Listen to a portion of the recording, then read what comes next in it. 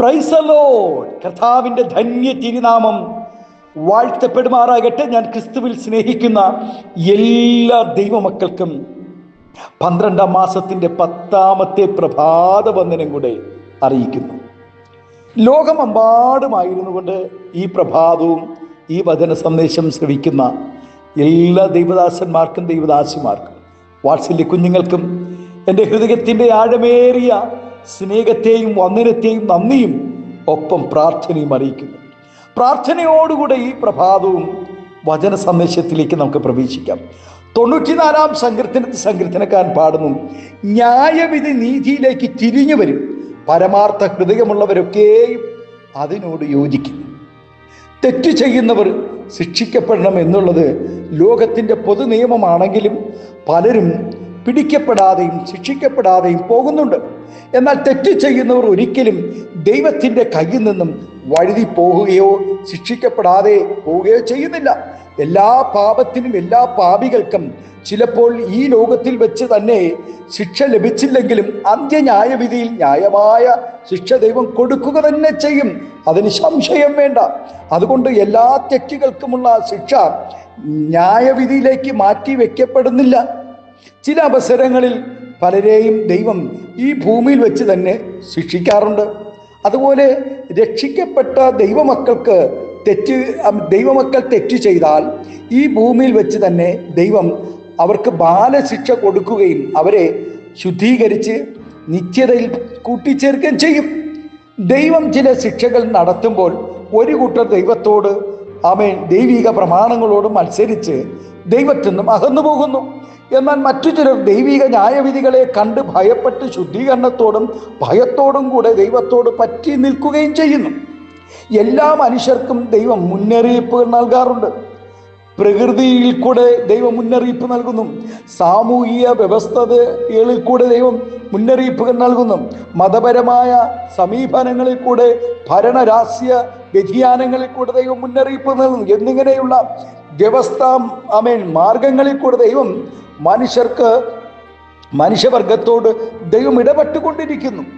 ഇതുകൂടാതെ അഭിഷക്തരായ തൻ്റെ ദാസീദാസന്മാരോട് കൂടെയും ദൈവം തൻ്റെ ജനത്തോട് സംസാരിച്ചു കൊണ്ടിരിക്കുന്നു. എന്നാൽ ദൈവത്തിൻ്റെ ആലോചനയ്ക്ക് വിധേയപ്പെടാതെയും മാനസാന്തരമില്ലാതെ വഷളായി ജീവിക്കുന്നവരെയും ദൈവം ന്യായം വിധിക്കുക തന്നെ ചെയ്യും. അതിന് സംശയം വേണ്ട. ഇങ്ങനെ വ്യക്തികളെയും കുടുംബങ്ങളെയും സമൂഹങ്ങളെയും ദൈവം ശിക്ഷിക്കുമ്പോൾ ഒരു കൂട്ടർ ദൈവത്തിൽ നിന്നും അകന്ന് അധികം ദോഷം പ്രവർത്തിച്ചുകൊണ്ടേയിരിക്കുന്നു. പ്രമാണമനുസരിക്കാതെ ഇരുന്നാൽ കടുത്ത ശിക്ഷ ഉണ്ടാകുമെന്ന് അറിഞ്ഞിട്ടും മനഃപൂർവ്വം തെറ്റ് ചെയ്യുന്നവരുണ്ട്. തൻ്റെ വീഴ്ചകളെ നാഥാൻ പ്രവാചകൻ വെളിപ്പെടുത്തിയപ്പോൾ ദൈവസന്നിധിയിൽ ദാവീദ് അനുതാപത്തോടെ നെടുമ്പാട് വീണ് കരയുവാൻ തുടങ്ങി. കരഞ്ഞ ദാവീദിനെ ദൈവം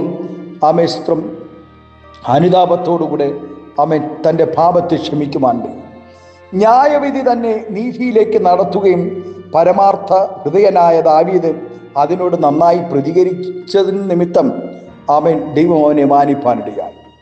ഫിലിസ്തീയർ പിടിച്ചുകൊണ്ടുപോയ പെട്ടകം യഥാസ്ഥാനത്ത് എത്തിക്കുവാൻ ഉദ്ദേശിച്ച ഇടത്ത് ഇസ്രായേൽ ദേശത്ത് കൊണ്ടുവരുവാൻ ദൈവം ദാവീദിനെ ഉപയോഗിക്കുവാനിടയായി. ആകയാൽ പ്രിയ ദൈവവേദിലെ നമ്മുടെ ജീവിതത്തിൽ വന്നുപോയ കുറവുകളെ അനുതാപത്തോടെ ഏറ്റുപറഞ്ഞ് ദൈവസന്നിധിയിൽ മടങ്ങി വന്നാൽ കർത്താവ് നമ്മെ ബാലശിക്ഷ കഴിച്ച് ദൈവകൃപ നമ്മിൽ പകരുവാനിടയാകും.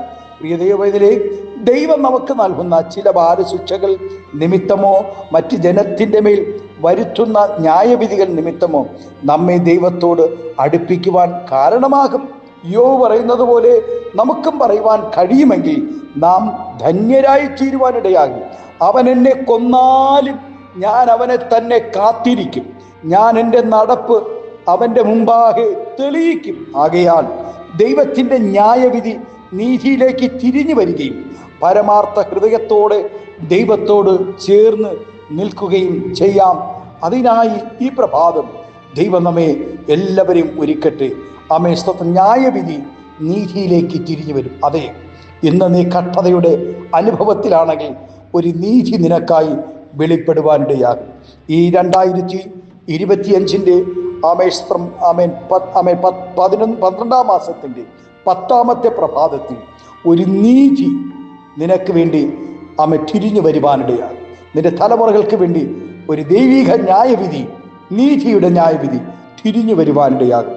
ആകയാൽ ദൈവസന്നിധിയിൽ നമ്മുടെ കുറവുകളെ ഏറ്റുപറഞ്ഞ് വിശുദ്ധിയോടെ, വേർപാടോടെ, ദൈവഭയത്തോടെ, വിശുദ്ധിയോടെ നിൽക്കാമോ?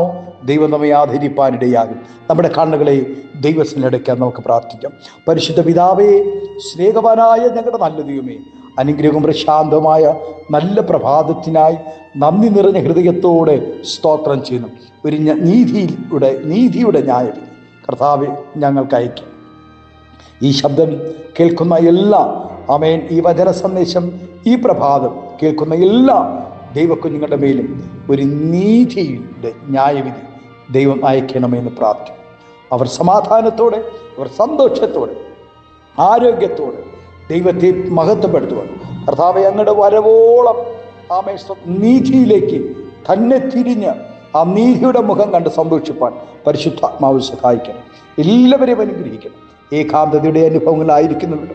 ഹോസ്പിറ്റലുകൾ അഭയം പ്രാപിച്ച നാടുകളായി ഒരു വിടുതലിന് വേണ്ടി ആഗ്രഹിക്കുന്ന ദൈവക്കുഞ്ഞുങ്ങളുണ്ട്. കർത്താവെ, മാനസാന്തരത്തിന് വേണ്ടി കരയുന്നവർ, കർത്താവെ, പിന്മാറ്റക്കാർ മടങ്ങി വരട്ടെ. സാമ്പത്തിക ഞെരുക്കങ്ങളിലായിരിക്കുന്നു, കടഭാരങ്ങളിലായിരിക്കുന്നു, തലമുറകളെ ചൊല്ലി കരയുന്ന മാതാപിതാക്കൾ, കർത്താവെ, ഈ ശബ്ദം ഇന്ന് പ്രഭാതം കേൾക്കുമ്പോൾ അവരുടെ ജീവിതത്തിൽ ഒരു നീതി ദൈവം നടത്തി കൊടുക്കണം. ദൈവപ്രവൃത്തി വെളിപ്പെടും. സ്വർഗം അത്ഭുതം ചെയ്യും, മഹത്വം അങ്ങെടുക്കും. യേശുവിൻ്റെ നാമത്തിൽ കൃപയോടെ പ്രാർത്ഥന കേൾക്കും സ്വർഗീയ നല്ല പിതാവേ. ആമേൻ, ആമേൻ. Thank you. God bless you. ദൈവം എല്ലാവരെയും ഈ പ്രഭാതം അനുഗ്രഹിക്കട്ടെ. Thank U.